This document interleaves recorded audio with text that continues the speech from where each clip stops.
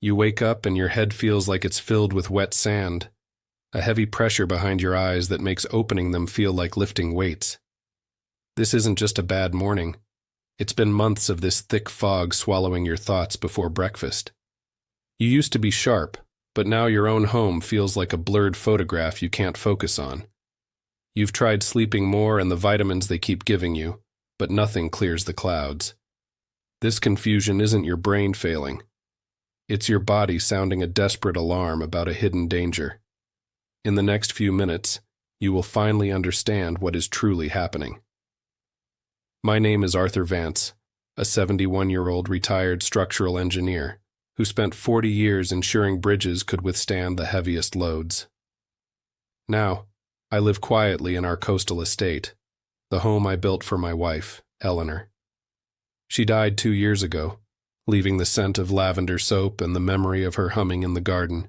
I still look for the half-finished teacups she left everywhere. My greatest failure wasn't a collapsed bridge.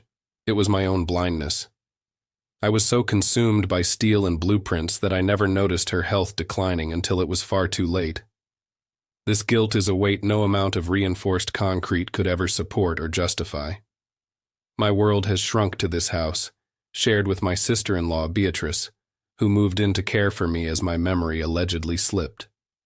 My son, Marcus, remains distant in another state. Our bond severed by misunderstandings I no longer have the strength to bridge. Every morning, I sit before a 1,000-piece puzzle, staring at fragmented pieces I can no longer assemble. Before we continue into the shadows of my home, I want to thank you for being here. Please comment below and tell me where you are watching from today. Also, note that while inspired by true events, certain elements have been fictionalized for privacy and dramatic effect. I truly appreciate your continued presence and support. It happened during the Tuesday morning lull, a time usually reserved for the quiet defeat of my unsolved puzzle. Beatrice set a cup of Eleanor's favorite chamomile on the mahogany side table, her movements fluid and practiced. As I reached for the handle, my hand slipped. The sudden tremor caused the silver spoon to clatter loudly against the porcelain rim. When the liquid finally settled, I noticed a faint, gritty ring of white crystals clinging to the edge. Sugar dissolves in heat. That is a basic physical law I have known for decades. My mind tried to dismiss it as a poorly washed cup, yet the engineer in me remained stubbornly fixated on the chemical impossibility of that bitter residue. Later that afternoon, I watched through the hallway mirror as Beatrice carried my half-finished tea toward the large potted fern in the sunroom. She did not just empty the cup, she did it with an intense, predatory focus, ensuring every single drop vanished into the soil before scrubbing the saucer with a cloth she kept hidden in her apron pocket. I told myself I was being paranoid, a symptom of the very cognitive decline she warned me about daily. Perhaps she was just being tidy. But why hide the cloth? A new, nameless suspicion began to tighten around my chest, a structural crack appearing in the very foundation of the reality she had carefully built for me. I stopped drinking the tea that Tuesday. Every time Beatrice turned her back to fetch a fresh napkin or adjust the curtains, I would carefully tip the contents into the soil of the large potted fern. Within 48 hours, the heavy curtain of fog inside my skull began to fray at the edges, revealing glimpses of the sharp, analytical mind I thought I had lost forever. I started keeping a secret tally on the underside of the mahogany table, marking the exact minutes between taking the vitamins Nurse Sarah provided and the onset of the familiar, dizzying lethargy. As an engineer, I knew that data never lied. Only the people who manipulated it did. Late at night, while the house settled into a treacherous silence, I began reviewing the leather journal Beatrice had encouraged me to keep as a memory aid. Flipping through the pages, I noticed a subtle but terrifying shift in my own handwriting over the last 6 months. It started as the precise, blocky script of a man used to drafting blueprints and slowly devolved into a shaky, illegible crawl that looked like the work of a stranger. This wasn't just the natural progression of age, it was a structural collapse. I realized Beatrice wasn't having me record my memories to help me, but to build a curated archive of my supposed mental disintegration. The first undeniable anomaly appeared on Thursday afternoon when I found a small, discarded amber vial buried deep beneath the trash in the sunroom bin. The label had been partially torn away, but enough remained for me to identify a powerful sedative often used in clinical settings, one that certainly hadn't been prescribed to me by my regular physician. My heart hammered against my ribs with the force of a pile driver. This wasn't a mistake or a side effect of grief. It was a deliberate chemical assault on my cognitive sovereignty. The house I had built for Eleanor was no longer a sanctuary. It had become a meticulously managed laboratory for my own destruction. That Friday, Beatrice brought a stranger into the house, a man she introduced as Dr. Julian Thorne, a high-level neuropsychiatrist. She claimed he was here for a routine certification required by the bank, but I saw the hunger in her eyes as she led him toward my study. Thorne was younger than I expected, 35 with a sharp, no-nonsense gaze that seemed to peel back layers of deception. I played my part, letting my jaw slacken and my eyes wander aimlessly across the room. But beneath the table, I clenched my fists until my knuckles turned white. I needed to know if this man was another bolt in Beatrice's machine or a potential lifeline. Dr. Thorne watched me with an intensity that made my skin crawl, but it wasn't the pitying look I was used to receiving from Beatrice. He asked me to perform simple tasks, like drawing a clock or repeating numbers, and I intentionally fumbled the answers, maintaining the facade of a man lost in a permanent twilight. When Beatrice left the room to answer the front door, Thorne leaned in close, his voice a low, urgent whisper. "Mr. Vance," he said, his eyes scanning my face with clinical precision. "Your symptoms don't follow any established neurological pattern. They fluctuate far too perfectly with your meal times. Tell me the truth. What is actually happening in this house?" Before Beatrice could return, Thorne moved with practiced speed, secretly drawing a small vial of blood from my arm and hiding it inside his medical bag. 2 days later, he called me on the landline while Beatrice was out grocery shopping, his voice trembling with a mixture of professional outrage and genuine fear. The results were staggering. My blood was saturated with unprescribed scopolamine and heavy sedatives at levels that should have left me comatose. "Arthur, you aren't suffering from dementia," he whispered, the words hitting me like a physical blow. "You are being systematically poisoned. Someone is trying to erase your mind while you are still using it." Armed with this terrifying confirmation, I waited for Beatrice to take her afternoon walk before I began a desperate search of the master suite. My legs felt heavy, a lingering effect of the months of drugging, but my resolve was reinforced steel. I focused on her locked vanity, a delicate piece of furniture that Eleanor had once loved, now repurposed as a treasure chest of lies. Using a small screwdriver from my old toolkit, I bypassed the simple lock, my hands shaking as the drawer slid open to reveal a collection of items that shattered the last remaining pillar of my trust in Eleanor's only sister. Nestled at the back of the drawer was my old cell phone, the one Beatrice claimed I had lost during a walk in the park months ago. I pressed the power button, my breath hitching as the screen flickered to life, revealing 47 blocked calls and dozens of unread text messages from my son, Marcus. He hadn't abandoned me. He had been screaming into a void that Beatrice had carefully constructed. Each message was a plea for a response, a son trying to reach a father he believed was dying or indifferent. The isolation wasn't a byproduct of my illness. It was a strategic severance designed to leave me entirely vulnerable. As I stared at the screen, the full scale of the conspiracy finally crystallized in my mind. This wasn't just about the estate or the silver spoons. It was a total assassination of my identity and my relationships. Beatrice had calculated every move, turning my own son against me while she prepared to harvest the life I had built over 40 years. The bridge was failing, but for the first time, I knew exactly where the rust was. Before we move into the most dangerous part of my journey, I need to ask you something. Do you think I should call Marcus right now, or wait until I have more proof? Type now or wait in the comments below. I spent my Saturday morning hidden in the laundry room, dissecting the trash like a forensic architect. Beneath a pile of stained linens, I found Nurse Sarah's personal logbook, a spiral-bound nightmare of calculated cruelty. It wasn't just vitamins she was logging. It was a titration schedule for my own mental execution. Every milligram of scopolamine was recorded next to my daily confusion rating. I realized then that Sarah wasn't just a hired hand. She was a professional operative, a disgraced LPN being blackmailed by Beatrice over a 2023 prescription fraud case in Portland.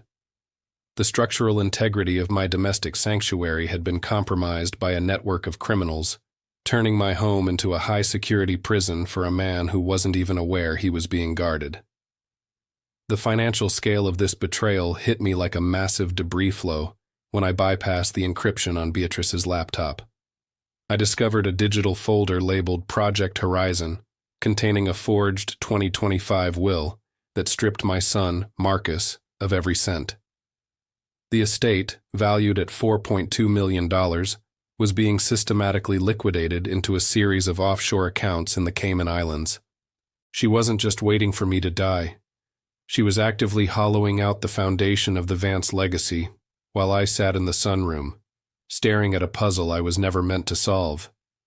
The precision of her theft was breathtaking, a cold-blooded engineering of my total financial annihilation that had been in motion since the very week Eleanor was buried. My investigation deepened when I realized the conspiracy extended to our longtime family attorney, Elias Thorne, who I now suspected was receiving a 20% kickback for notarizing forged documents. I found a series of encrypted emails between him and Beatrice discussing the final structural failure of my autonomy. They were treating my life like a bridge they were paid to demolish. It wasn't just a single act of greed. It was a coordinated, multi-layered assault on my legal existence. Each email was a bolt being removed from my rights, leaving me hanging over an abyss of state-mandated guardianship.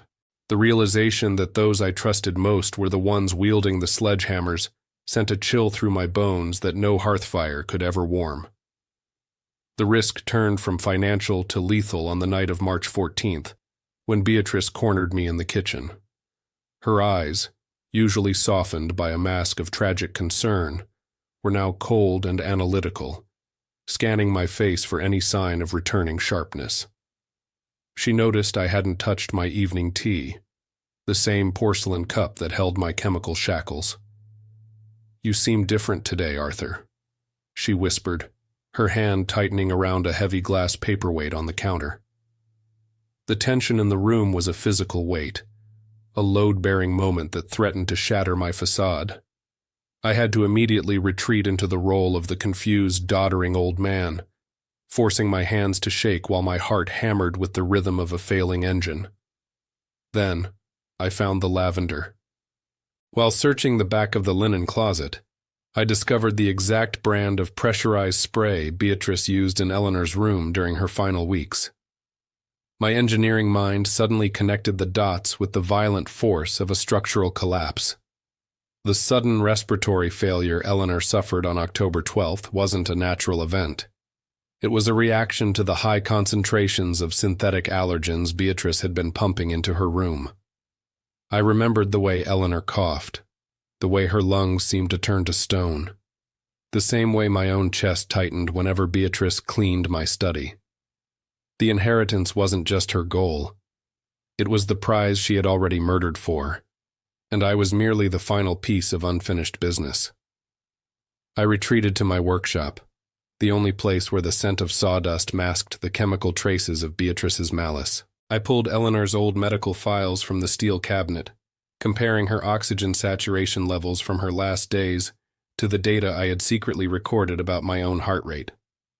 The patterns were identical, a perfect mirror of induced physical decline. She had been testing her methods on my wife before perfecting them on me. The realization that I had lived under the same roof as Eleanor's killer for 2 years, mourning her while her murderer comforted me, was a weight that nearly broke my resolve. My grief transformed into a cold, diamond-hard rage, the kind of energy that powers a demolition charge. On Monday morning, I discovered the final deadline for my destruction, March 22nd.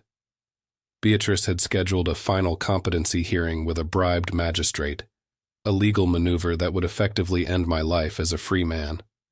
I found the printed itinerary in her purse, detailing my transport to a memory care facility in a remote region of the Swiss Alps. Once I crossed that border, I would be a ghost, a bank account with no voice, drugged into a permanent vegetative state while Beatrice lived like a queen on the proceeds of my life's work. The clock was ticking with the relentless precision of a ticking bomb, and I was still trapped in a house that had become a meticulously designed slaughterhouse for my soul. The psychological pressure was becoming a structural fatigue I couldn't ignore. I had to continue eating her poisoned meals, secretly spitting the pills into the floorboards, while maintaining the blank stare of a man who didn't know his own name. Every interaction was a high-stakes performance, where a single slip of my tongue would result in a fatal accident or an immediate forced sedation. Beatrice began watching me through the internal security cameras she had installed under the guise of safety, her predatory gaze following my every move. I was a prisoner in a glass cage, forced to watch the walls of my own reality being dismantled by a woman I once considered a sister, with no one to call for help but a son she had turned against me. The scale of this nightmare has reached a point where I must issue a serious warning. What I discovered next in Beatrice's private safe is so deeply disturbing and physically graphic that it may be difficult for some of you to hear. If you are sensitive to descriptions of medical violence or extreme betrayal, you may want to stop watching now. For those who stay, understand that the truth is a jagged blade. Before we proceed into the dark heart of the Vance estate, I need to know you are still with me. If you believe that no one should be allowed to steal a person's mind, type justice in the comments right now. This next revelation changes everything I thought I knew about Eleanor's final breath. I sat in the dim light of the workshop, the oxygen saturation charts laid out like a blueprint for a disaster I should have prevented. My hands, once capable of drafting the finest suspension cables, now trembled as I traced the jagged peaks of Eleanor's final medical reports.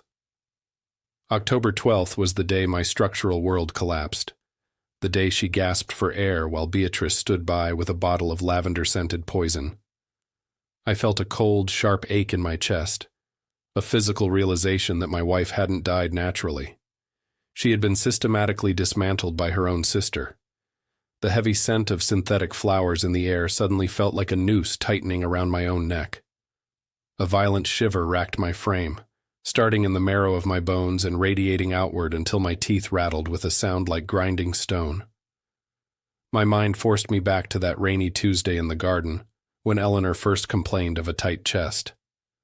I remembered seeing Beatrice hovering in the kitchen doorway, her face a mask of saintly concern, while her fingers toyed with the very spray bottle I had found hidden in the linen closet. I was so blind, so consumed by the stresses and loads of my bridges, that I ignored the rotting foundation of my own family. Every memory of Eleanor's cough now felt like a hammer blow against the rusted bolts of sanity. The betrayal wasn't just a single crack. It was a total structural failure of 40 years of shared history. I loved Beatrice as a sister, believing her presence was the only thing keeping the roof from caving in after Eleanor was gone. To realize she had spent decades waiting for the right moment to strike made my stomach churn with a bitter, acidic bile. She didn't just want the $4.2 million estate. She wanted to erase the very existence of the life I had built with her sister. The woman who brought me soup every evening was the same monster who had calculated the exact dosage of scopolamine to turn my brain into a mush of compliant gray ash. I closed my eyes and visualized the blueprint of the house, identifying every load-bearing lie Beatrice had installed. I was no longer the prey. I was the architect of her impending demolition, I would play the role of the demented old man for one final performance, leading her into a trap of her own design during the signing ceremony. My cold rage was the only fuel I needed to keep my hands steady as I prepared the recording devices provided by Dr. Thorne. Before I face the woman who murdered my wife, I need to know you are still standing with me. Are you still watching and waiting for the truth? Please type yes below. The mahogany dining table was set like an altar for my final sacrifice, the forged power of attorney documents lying between us like a loaded gun. Beatrice pushed the heavy gold pen toward my hand, her eyes gleaming with the predatory hunger of a wolf closing in on a wounded deer. She didn't notice the tiny, high-definition lens of the camera Dr. Thorne had installed behind the antique clock, nor did she hear the silent breathing of Officer Miller stationed just behind the heavy velvet curtains.